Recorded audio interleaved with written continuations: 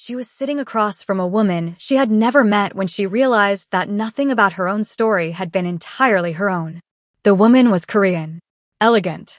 Somewhere in her early 60s with the kind of composure that doesn't come from personality, it comes from decades of surviving things nobody knows about. She sat in Samantha's Atlanta office like she had been there before. Like she had always intended to end up exactly here. She set a single envelope on the desk between them. "Before you open that," she said, in English so precise it was clearly practiced, "I need you to know that everything inside it is true. And I need you to know that I am not your enemy." Samantha looked at the envelope, then at the woman. "Who are you?" she said. The woman's composure didn't shift. Not even slightly. "I am Kang Soo-yeon," she said. "Hyun-woo's mother. And I have been watching you, Samantha Brooks, for much longer than you know." The office went completely silent.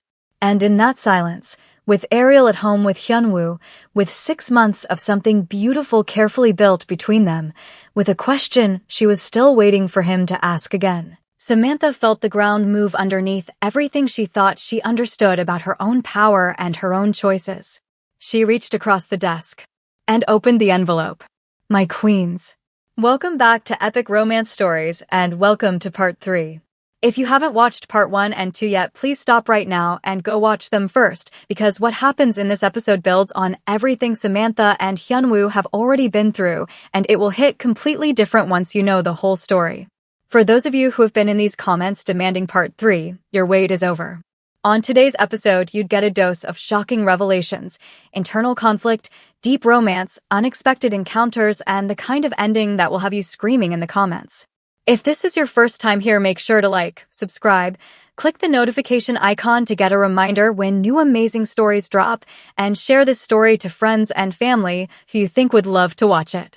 And also tell me in the comments which city you're watching from. I love knowing where my girls are. Now, let's dive back into this amazing story. 6 months. That is how much time had passed since that golden hour Atlanta hospital room where everything new between them began. 6 months of Ariel growing from a furious newborn into a baby who smiled with Hyun-woo's jaw and watched everything with Samantha's eyes. 6 months of oat milk, no sugar, every single morning without fail. 6 months of building something together that neither of them had words for yet, but both of them could feel, solid and real and carefully chosen in a way that their soul story never quite managed to be. Hyun-woo had kept every single promise. Not loudly. Not performatively. Just consistently. The way he did everything that actually mattered to him quietly, thoroughly, without asking to be noticed for it. He had integrated himself into Samantha's company structure as a strategic consultant. His syndicate intelligence, the contacts, the network, the 15 years of knowing exactly how power moved in Southeast Asian markets was proving to be an extraordinary asset inside a legitimate business framework. He was good at it. Better than either of them expected. It turned out that the skills that built a criminal empire translated remarkably well into building a legal one when the person holding the map actually knew where all the doors were. They worked well together. That surprised Samantha more than anything. She had expected friction. She had spent enough time inside his world to know that Kang Hyun-woo had very specific ideas about how things should be done and a deeply ingrained tendency to execute those ideas without extensive consultation. But he had changed. She could see it. Not completely. He was still him, still that specific quality of still and certain and 3 steps ahead of everyone in the room, but the edges had shifted. He listened differently now. He brought things to her before deciding. He sat across the dining table with Ariel in his lap and his laptop open and asked Samantha's opinion on things she knew he had already formed a view about, because the asking mattered to him now in a way it hadn't before. She noticed all of it.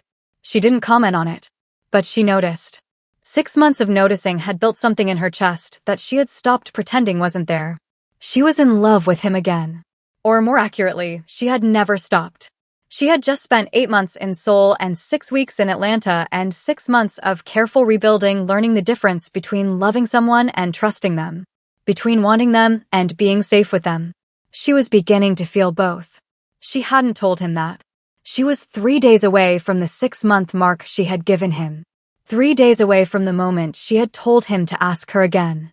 She knew he was planning something. She could feel it in the particular quality of his focus lately, The way his eyes stayed on her a beat longer than usual, the way he had been quieter in the evenings, sitting with something internal that he hadn't shared yet. She was ready. She just didn't know that 3 days before that moment, everything was about to get significantly more complicated. It started with a meeting request. Her assistant forwarded it on a Tuesday morning. A woman requesting a private meeting with Samantha Brooks personally. No company affiliation listed. Korean national. Name, Kong Soo-yeon. Samantha stared at the name for a long time. Kong. She forwarded it to her attorney without responding. Her attorney ran the name in 20 minutes and came back with no red flags. No syndicate connections on record. She's been based in Atlanta for 3 weeks. No prior contact with your company. Clean as far as I can see. Samantha sat with it for a day. Then she accepted the meeting. She didn't tell Hyunwoo. She told herself it was because she didn't know enough yet to have a conversation about it. That was partially true. But the more honest reason was that something in her needed to walk into that room alone first. To be Samantha Brooks the businesswoman before she was Samantha Brooks the woman who loved his son. Kong Soo-yeon arrived exactly on time. She was not what Samantha expected. She had braced for coldness, for the specific reserve of a Korean woman of her generation walking into a room to assess the Black American woman her son had chosen. She had prepared herself to be measured and found wanting before she opened her mouth. Instead, the woman who walked into her office was warm in a controlled way. Careful. Like someone who had thought about this moment for a long time and was determined not to waste it. She sat down. She placed the envelope on the desk. And she said, "I am Kong Soo-yeon, Hyunwoo's mother. And I have been watching you, Samantha Brooks, for much longer than you know." The envelope contained 3 things. A series of dated communications between Kong Soo-yeon and Marcus Chin going back 14 months, 4 months before Samantha ever landed in Seoul. A transfer record showing a payment from Soo-yeon's personal account to a shell entity connected to Marcus Chin's firm. And a single handwritten note in Korean that Soo-yeon translated herself without being asked. "Find the Brooks woman. Point her toward what my son built. Let her see the door. She will know what to do with it." Samantha read everything twice. Then she set it all down on the desk very carefully. The way she set things down when she needed her hands to be still, because the rest of her was not. "You engineered it," she said quietly. "I created a condition," Soo-yeon said carefully. "You paid Marcus Chin to find me and point me toward Hyunwoo's financial infrastructure," Samantha said. "You gave him the access points. You knew I was a forensic analyst. You knew exactly what I would do with the information." "Yes," Soo-yeon said simply. "And the night I overheard Hyunwoo." "That I did not engineer," Soo-yeon said firmly. "That was my son being a coward on his own. I had no hand in that moment. What you heard that night was real, and it was wrong, and I will not sit in your office and defend it." Samantha looked at her for a long time.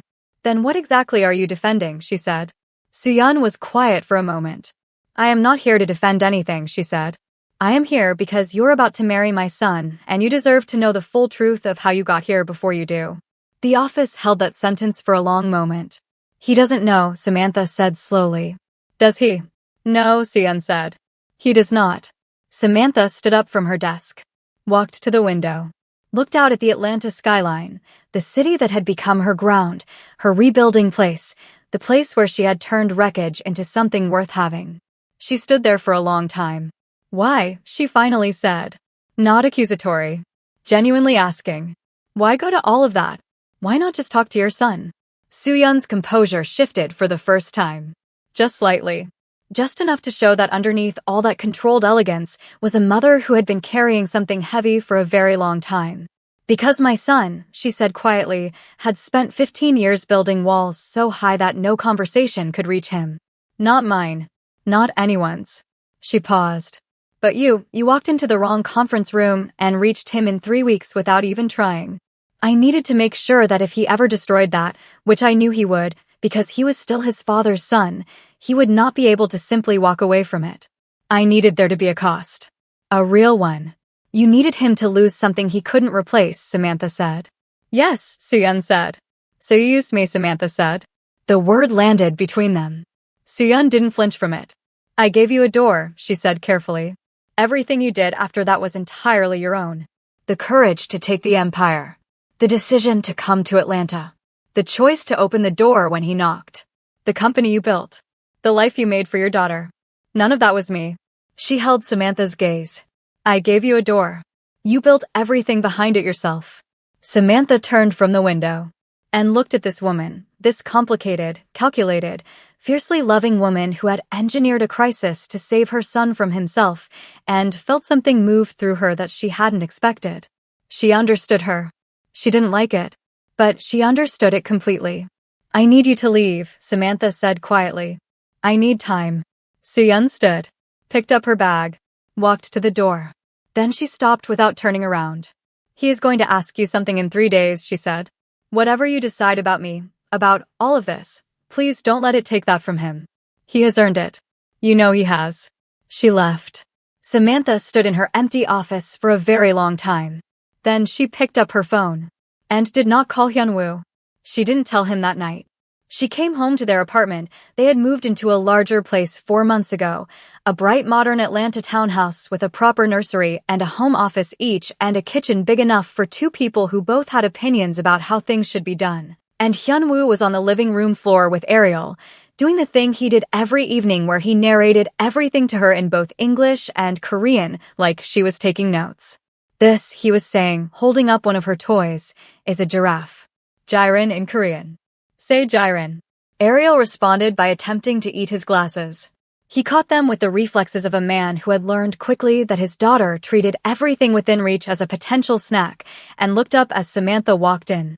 His expression did the thing it always did when she came home. That quiet shift. Like something that had been slightly incomplete became complete without ceremony or announcement. Hey, he said. Hey, she said.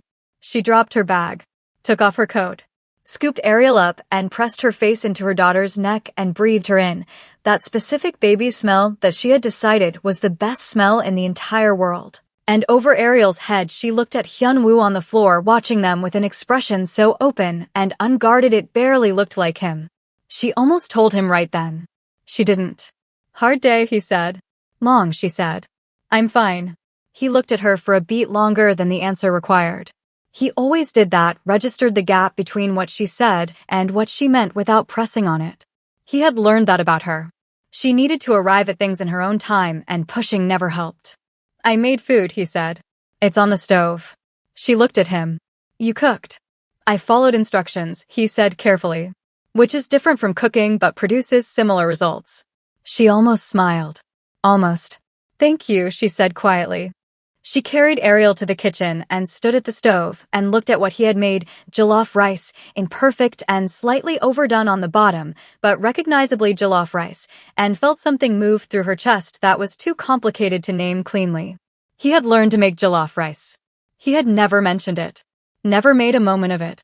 Just learned it and made it and left it on the stove like it was nothing. She put Ariel in her high chair and sat down at the kitchen table and stared at the wall for a long moment.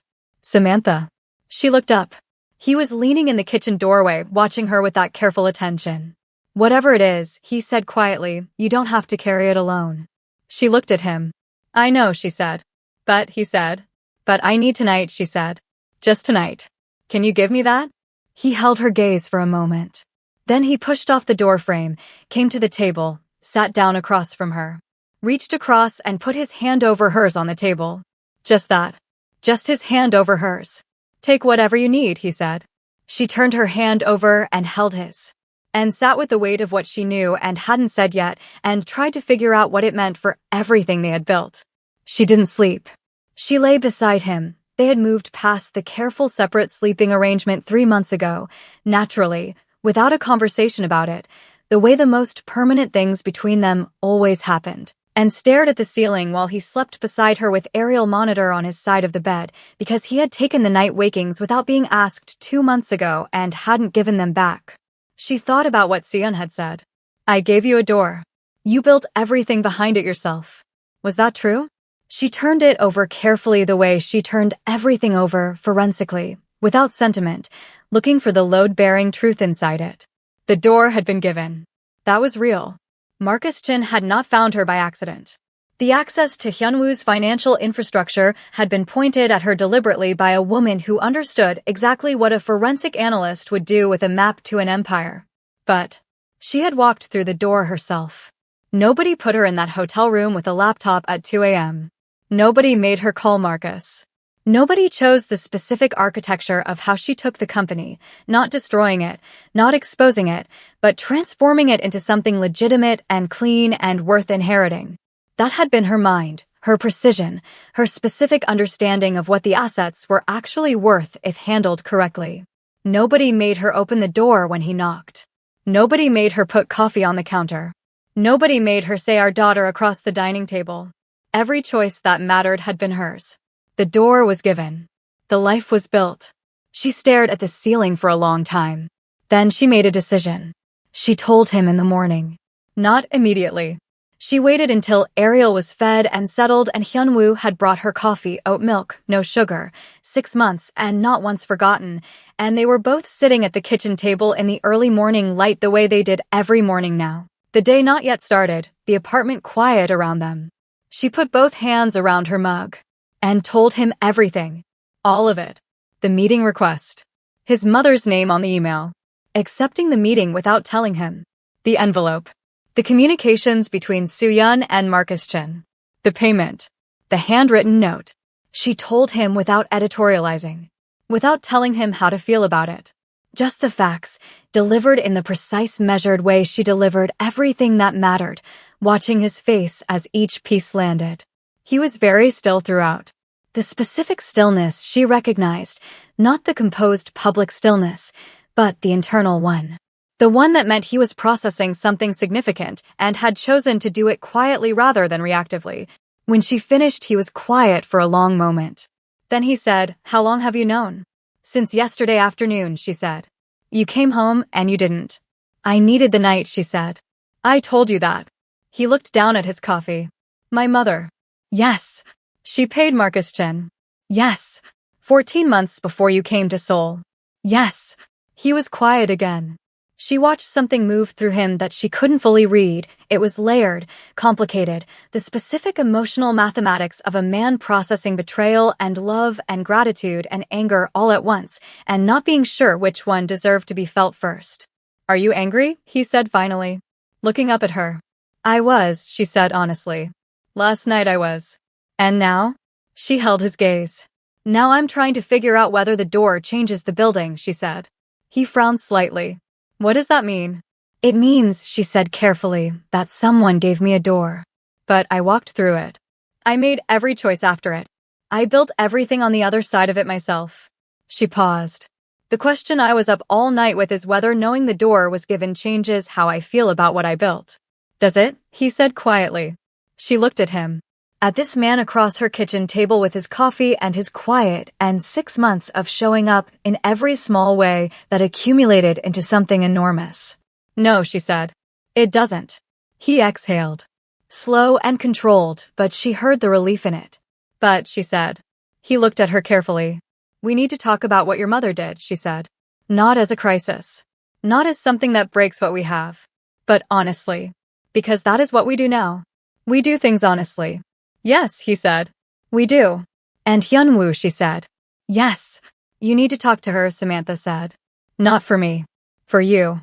Because whatever complicated thing you're feeling right now about what she did, your mother loves you in a way that burned your empire down to save you. And you need to decide what you do with that." He looked at her for a long moment.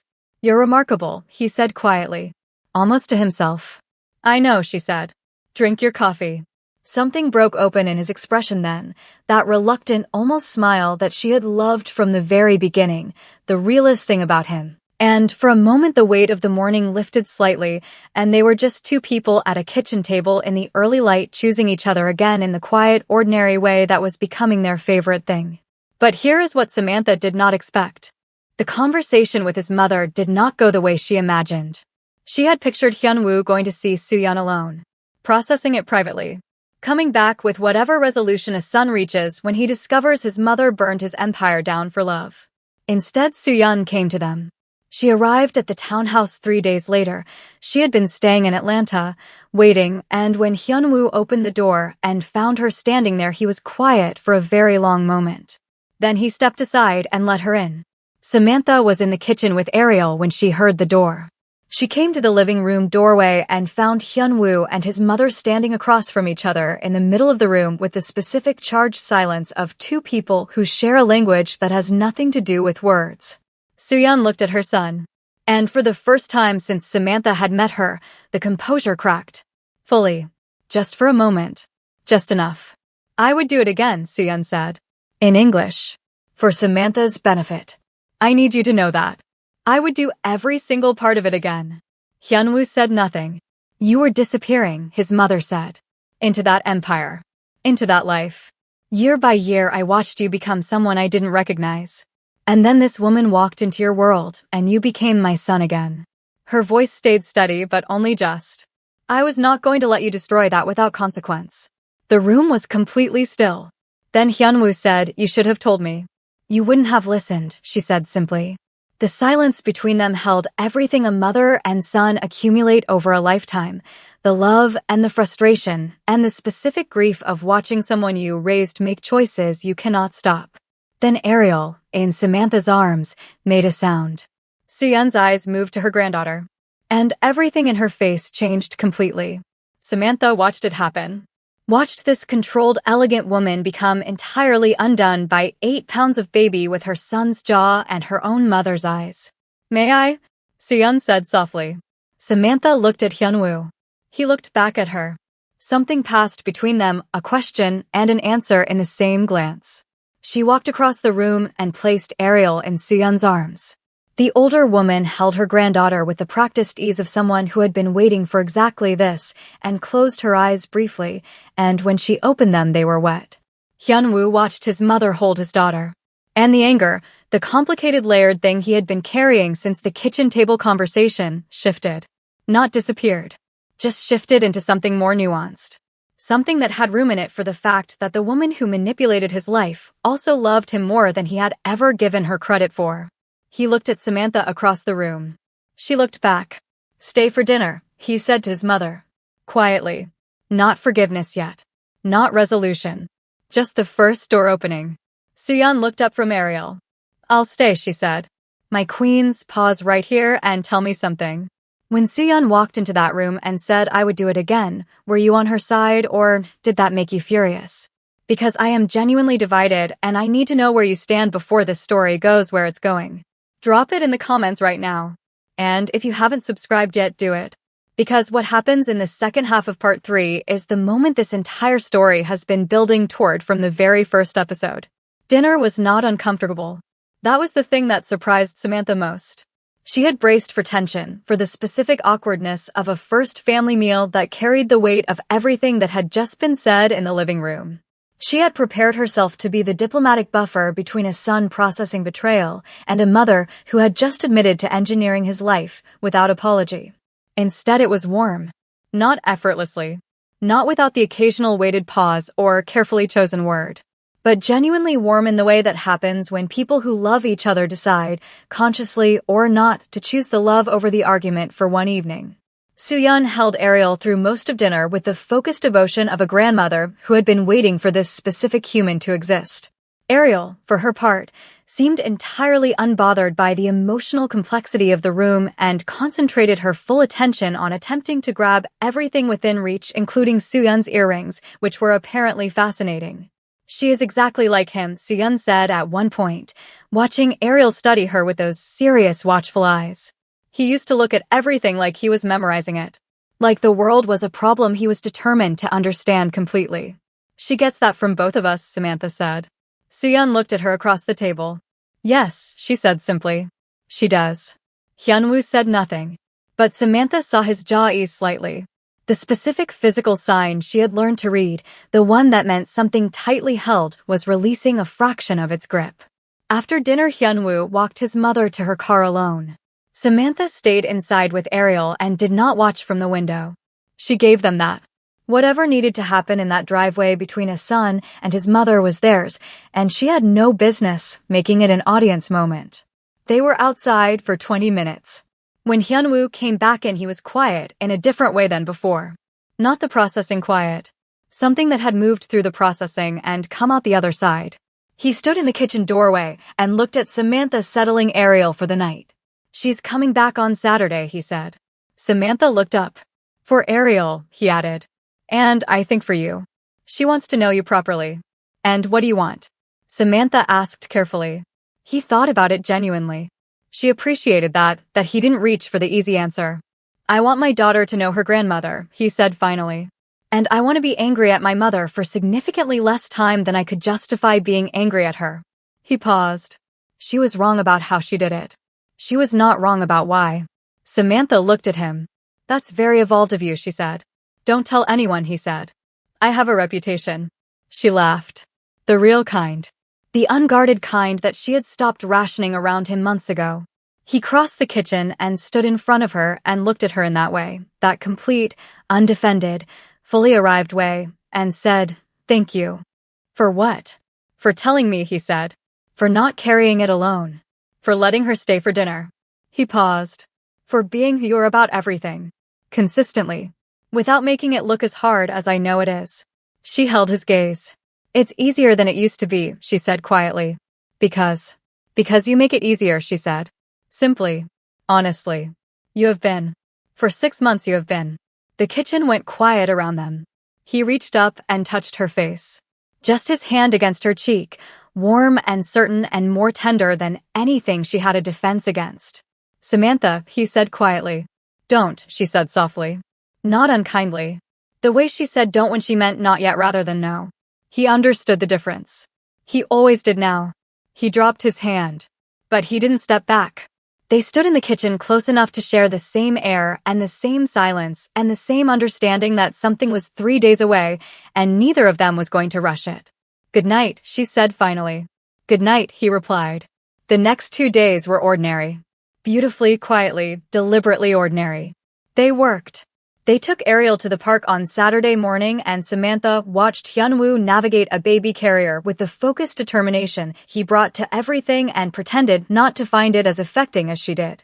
Soohyun came on Saturday afternoon and sat on the living room floor with Ariel and spoke to her in Korean while Samantha made tea and listened from the kitchen and felt something she hadn't expected to feel, glad. Genuinely glad that this woman was here. That Ariel would have this. Sunday evening Hyunwoo was quieter than usual. She noticed. She always noticed with him now, had learned to read the specific frequencies of his silence the way she had learned everything about him. This one was the internal one. The sitting with something one. She didn't ask. She trusted it. She was reading on the couch after Ariel went down when he came and sat beside her. Not across the room. Right beside her. The way he sat when something mattered. She put her book down. He was looking at his hands. I had a plan, he said quietly. She waited. I had it arranged for Tuesday, he said. The kitchen. 2 a.m. The place where I first told you the truth about myself. He paused. I had what I was going to say. I had the ring. I had thought about it for weeks. Hyunwoo. I'm not asking tonight, he said quickly. Looking up at her. I need to tell you something first. Before Tuesday. Because you told me something difficult this week, and you deserve to carry it without telling me, and you told me anyway. And I think I owe you the same. She turned to face him fully. My mother didn't create what happened between us, he said. I need you to know that I know that. Whatever door she opened, I walked through it because of you. Because of who you are. Because of what you did to every room you walked into, including the wrong one. He held her gaze.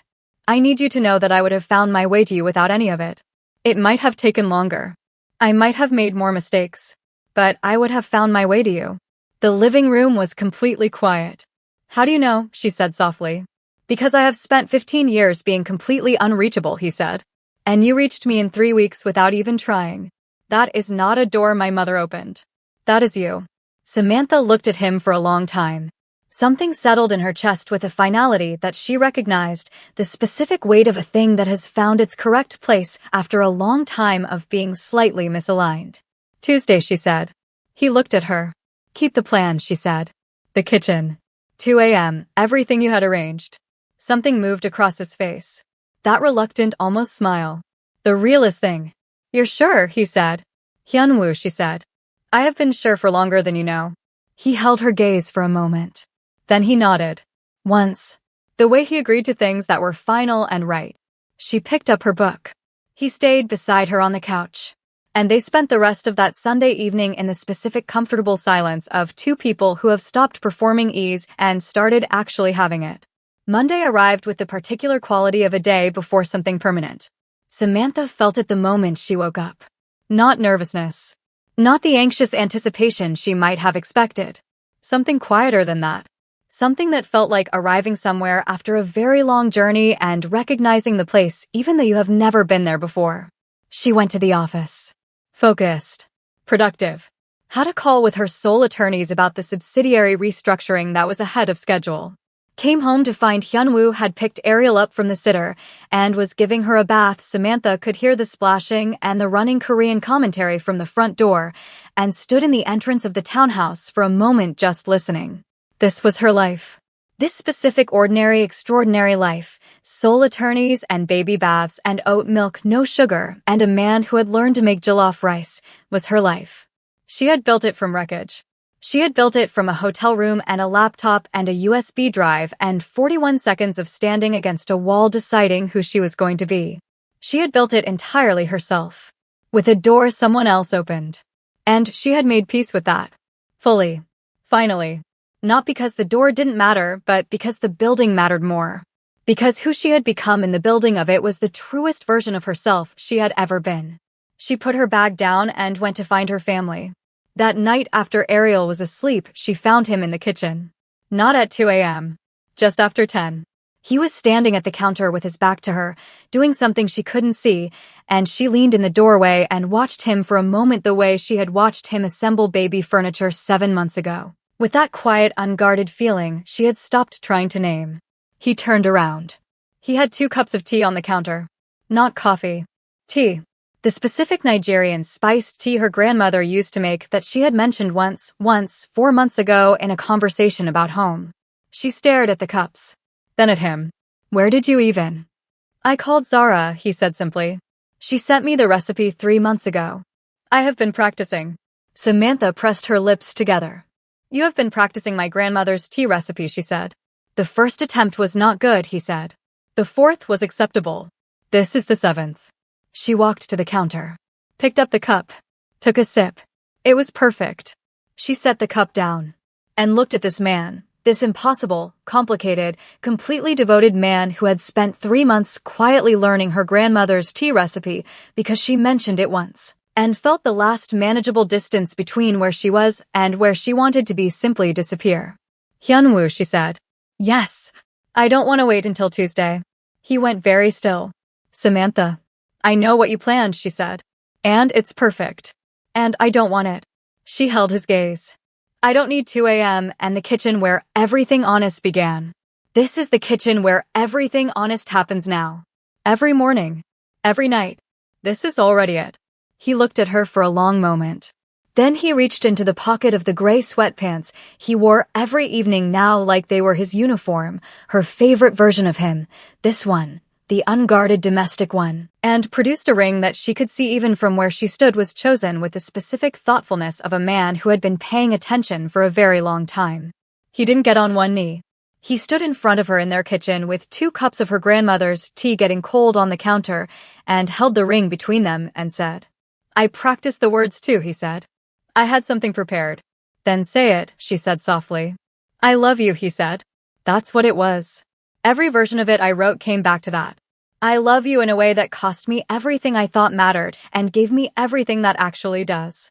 I love you in the way that makes a man learn tea recipes and assemble furniture and sit outside buildings in rental cars, because the alternative is a world where you are not in it.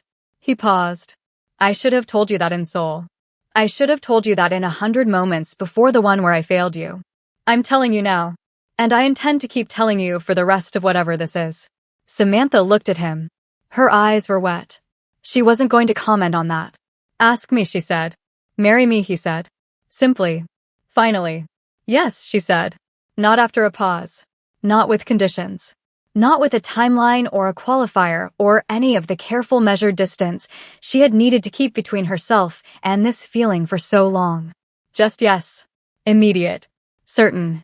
Completely her own. He put the ring on her finger, and she looked at it for a moment. It was exactly right. Of course it was, because he had been paying attention since the rooftop, and then she looked up at him. And Kang Hyunwoo pulled Samantha Brooks into his arms in their Atlanta kitchen with 2 cups of her grandmother's tea getting cold on the counter, and held her the way he had been wanting to hold her since the night in the car when she took his hand and he understood, for the first time, what it meant to be chosen without agenda. She let him. Completely. Finally. Without reservation. The tea is getting cold, she said into his shoulder. I'll make more, he said. I have been practicing. She laughed. Right there in his arms. The real kind. And it was perfect. Not because it was cinematic or grand or performed for anyone. Because it was theirs. Built from wreckage and honesty and oat milk, no sugar, and a grandmother's tea recipe learned in secret and 41 seconds in a hallway that changed everything. Entirely, completely, honestly theirs. 3 weeks after the kitchen proposal, everything was good. Almost too good. Samantha noticed it the way she noticed everything, quietly, forensically, without immediately naming what she was seeing. Little things at first. Hyunwoo making a call she wasn't in the room for and not mentioning it afterward. A decision about one of the subsidiary companies communicated to her attorney before it was communicated to her. A meeting added to the shared company calendar that she found out about from her assistant rather than from him. Small things. Each one individually explainable. Each one with a reasonable justification she could construct if she tried. But Samantha Brooks did not build an empire by ignoring patterns. She sat with it for 4 days. Not stewing. Not building a case. Just watching. Making sure she was seeing what she thought she was seeing rather than reacting to shadows. She was seeing what she thought she was seeing. On the 5th day, she came home and found him on the phone in the home office with the door not quite closed, and she heard enough to understand he was renegotiating the terms of a sole subsidiary contract, a significant one that affected the entire restructuring timeline without her. She didn't push the door open. She went to the kitchen. Made tea. Sat down. Waited. He came out 20 minutes later and found her at the kitchen table. Hey, he said. The normal evening greeting. Completely unaware. Sit down, she said. He looked at her. Read something in her expression. Sat down. The Daesun subsidiary contract, she said. You renegotiated the delivery timeline this afternoon. A beat of silence. Yes, he said. Without me, she said. I had the information in front of me and the window was. Without me, she said again. Not loudly. Not with heat. With a specific quiet that was more serious than volume. He stopped. Yes, he said. Without you. This is the 4th time in 3 weeks, she said. He was quiet. I'm not angry yet, she said carefully. I want you to understand that. I'm not sitting here with a verdict. I'm sitting here with a question, and I need you to answer it honestly. Ask, he said. Are you doing it because you think you know better, she said. Or are you doing it because making decisions alone is what you default to when something feels uncertain and making them together feels like a vulnerability you haven't fully learned to sit with yet? The kitchen was completely still. He looked at her for a long moment. Then he looked down at the table. And said nothing, which was its own answer. Hyunwoo, she said gently. I need you to look at me. He looked up. I am not a silent partner, she said. I have never been a silent partner in anything in my life, and I will not be one in this company, and I will not be one in this relationship. That is not negotiable. Not because I don't trust you. Because I know who I am and I know what I built and I need to be in the room for the decisions that affect it. I know, he said quietly. Then why, she said. He was quiet for a long moment. Because, he said slowly, when something feels like it could go wrong, I revert to the thing I know.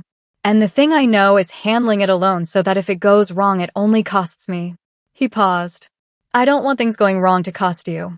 That, Samantha said, is the most loving and most problematic thing you have said to me since Seoul. He looked at her. You protecting me from the cost of things going wrong, she said, is you deciding what I can handle. And you deciding what I can handle is you not seeing me. And you not seeing me is the one thing I cannot do again. He absorbed that. She watched him absorb it fully, without defending against it, the way he had learned to receive hard truths from her. You're right, he said. I know, she said. I'm sorry, he said. And meant it. She could always tell when he meant it, it was in the economy of it, the absence of justification. I know that too, she said. But sorry isn't the structure. Sorry is the starting point. What's the structure, he said. She reached across the table and slid a single folded document toward him. He looked at it, then at her. Open it, she said. He unfolded it. It was a revised company governance document. 2 pages. Clean and precise, the way everything she produced was clean and precise. Every major operational decision requiring dual authorization. Her name and his on every significant filing, hers first. A board structure with equal voting weight. A dispute resolution process that required transparent communication before any external action. He read every word. She watched him read it. You wrote this, he said. Last night, she said. After I decided I was going to have this conversation today, regardless of how it went. You were prepared for this going badly, he said. I'm always prepared, she said simply. That's not pessimism. That's who I am. He looked at the document for a long moment.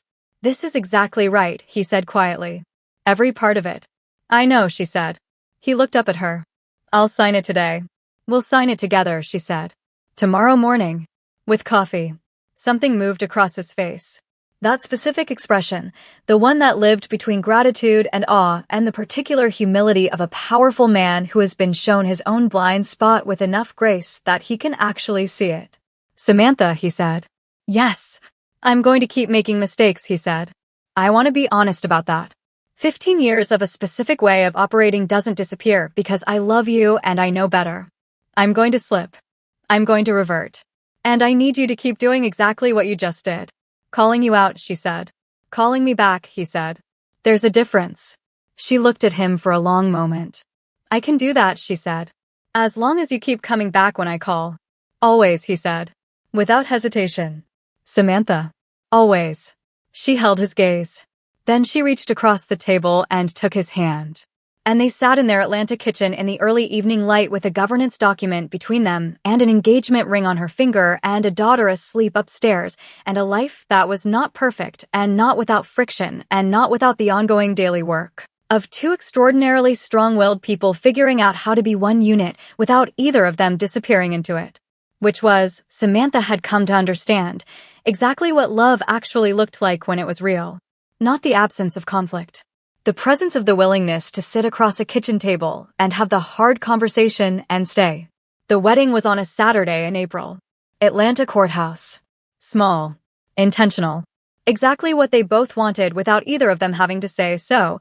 They had reached the point in their knowing of each other where the big things aligned without negotiation. Soo-yeon was there. She had come back to Atlanta the week before and spent 4 days with Ariel and 3 evenings with Samantha over tea, her grandmother's recipe, made correctly now by both of them. And something between the 2 women had settled into a shape that was not quite friendship yet, but was moving steadily in that direction. Zara flew in from Atlanta, she lived there, but she flew in from a work trip 2 days early because nothing was going to make her miss this. Hyun-suk came from Seoul. He stood beside Hyun-woo in a suit that Samantha suspected Hyun-woo had selected for him and said nothing through the entire ceremony, but had the expression of a man whose stoicism was working very hard against something considerably less stoic. Ariel wore a white dress with small gold crescent moons on it. Samantha had found the fabric and had it made, because of course she had, and spent the ceremony attempting to eat the small bouquet of white peonies Samantha was holding and completely unbothered by the significance of the occasion. The ceremony was short. The words were their own. They had each written something, separately, without showing the other, and stood in that small courthouse room and read them to each other in front of the 6 people who mattered most, and it was the most privately public thing either of them had ever done. Hyun-woo went first. He looked at her the way he always looked at her, completely, without the performed composure, with that full unguarded attention that had reached her across a rooftop before she even knew his name, and said, I came to Atlanta with nothing I deserved and everything I wanted to say. You opened a door I had not earned and built something behind it that I could not have imagined. I am not going to promise you perfect. I am going to promise you present. I am going to promise you honest. I am going to promise you that every morning for the rest of whatever this is, I will make the coffee before you wake up, and I will never stop learning the things that matter to you just because you haven't mentioned them twice. Zara made a sound in the 3rd row that she would later claim was a cough. It was not a cough. Samantha looked at him with steady wet eyes and read her own words. I built a life out of what I thought was wreckage. It turned out it was material. You are not the man I planned for, and this is not the life I designed, and Ariel is the best thing that has ever happened to me, and she arrived because I walked into your hallway with jollof rice and overheard the worst thing and survived it. She paused. I would do all of it again. Every part of it. The hallway and the hotel room and the laptop and the elevator and the door I opened when you knocked. Every single part. Because it brought me here. It brought me you. The real version. The one who learned the tea. Hyunwoo pressed his lips together. The man who never lost his composure in any room, in any crisis, in any boardroom negotiation in 15 years of running something powerful and dangerous, was losing it completely in an Atlanta courthouse in front of 6 people and 1 baby eating a peony. She reached up and touched his face. Don't, she said softly. With a smile this time. You have a reputation. He laughed. Broken and genuine and completely real. And they were married. Some love stories are built on perfect foundations. Clean beginnings and honest middles and tidy resolutions that arrive on schedule. And then there are the ones that survive. The ones assembled from wreckage in hotel rooms at 2 a.m. The ones that begin with overheard words and shattered champagne glasses and elevator rides down 17 floors with a broken heart and a secret nobody else knows yet. The ones that cost something real and ask you to be braver than you planned and refuse, absolutely refuse, to resolve themselves conveniently. Samantha Brooks and Kang Hyunwoo did not have a perfect love story. They had a true one. And in the end, standing in an Atlanta courthouse with their daughter eating flowers between them, that turned out to be so much better. My queens, I need to sit with you in the comments for a moment. When Hyunwoo said, I am going to promise you present, did that not just undo you completely? Because I wrote it and it still got me. And I have to ask, were you on Sooyeon's side by the end? Because she burned her son's empire down out of love, and I genuinely cannot decide if that makes her the villain or the most devoted mother in this entire story. And the final question, the one I think you've been sitting with since part 1, was Samantha always going to end up here? Or did she have to lose everything first to find out who she actually was? Drop everything in the comments. Every thought. Every feeling. I want all of it. If this 3-part story moved you, share it with someone who needed to believe in love today. Subscribe if you haven't and hit that bell because this channel is building something and you are part of it. My queens, thank you for writing this story all the way to the end. You made it everything.